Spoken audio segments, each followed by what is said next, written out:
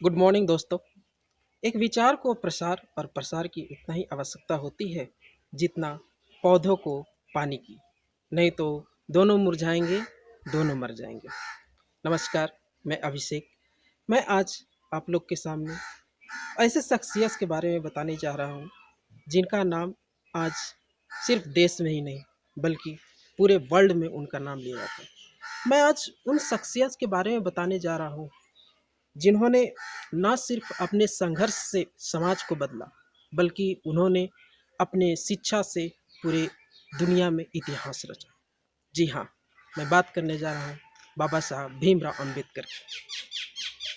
वो भीमराव अंबेडकर जिन्हें एक समय में अपने घरों से बाहर निकाल दिया गया था। वो भीमराव अंबेडकर जिन्हें स्कूलों में पढ़ने की इजाज़त नहीं दिया जाता था।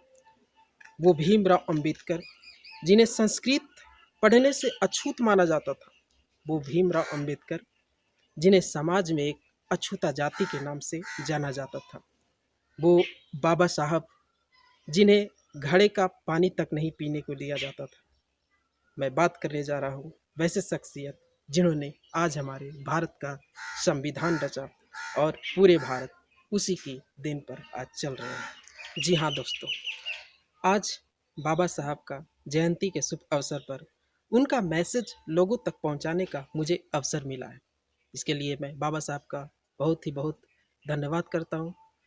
बहुत ही उनका आभार प्रकट करता हूं जो उन्होंने इस तरह का संविधान दे करके हमें मूल अधिकारों से अवगत कराया और हमारे साथ साथ पूरे भारत की जनता को उन्होंने अपना अधिकार बताया। दोस्तों, आज हर घर में भीम है, हर इंसान के दिल में भीम है, लेकिन सिर्फ और सिर्फ ज़रूरत है तो उस भीम को जगाने की, उसे जागृत करने की। बाबा साहब भीम भी एक बालक थे, हम लोग के ही जैसा बालक थे।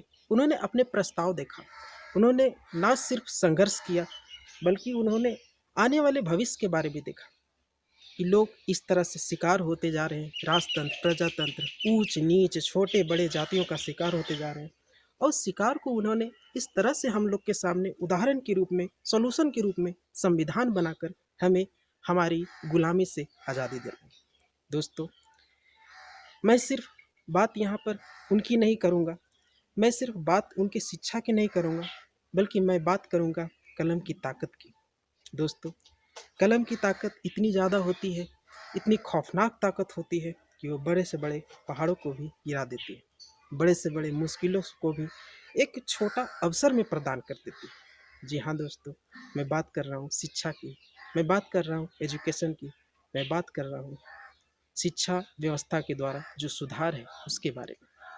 दोस्तों, आज ज़रूरी है कि आप अपने बच्चों को, अपने भाई, अपने बहन को एक रोटी कम दें लेकिन हाथ में किताबें ज़रूर दें, क्योंकि किताब वो शक्ति है, किताब वो हथियार है, किताब वो औजार है जिसके द्वारा हम हमारे अपने अधिकार को जान सकते हैं और जिसके द्वारा हम अपने संविधान को जान सकते हैं और हम अपने गुलामी से छुटकारा पा सकते हैं और स्वतंत्रता की ओर जा सकते हैं।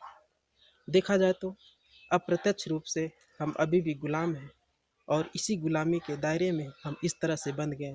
उसका सिर्फ और सिर्फ एक ही कारण है और वो है अशिक्षा। आप अपने बच्चों को हाथ में किताब दें ताकि वो उस किताब के जरिए ये नहीं दे कि हम पर किस तरह से जुल्म किया गया था और किस तरह से हमें जाति में बांटा गया था और उस जातियों के बंटवारे से आज हमें किस तरह की परेशानी हो रही है, वो इसे जाने और ये बदलाव करे और बदलाव के साथ साथ एक नया समाज का इतिहास रचे और सभी को एक समानता से व्यवहार करें।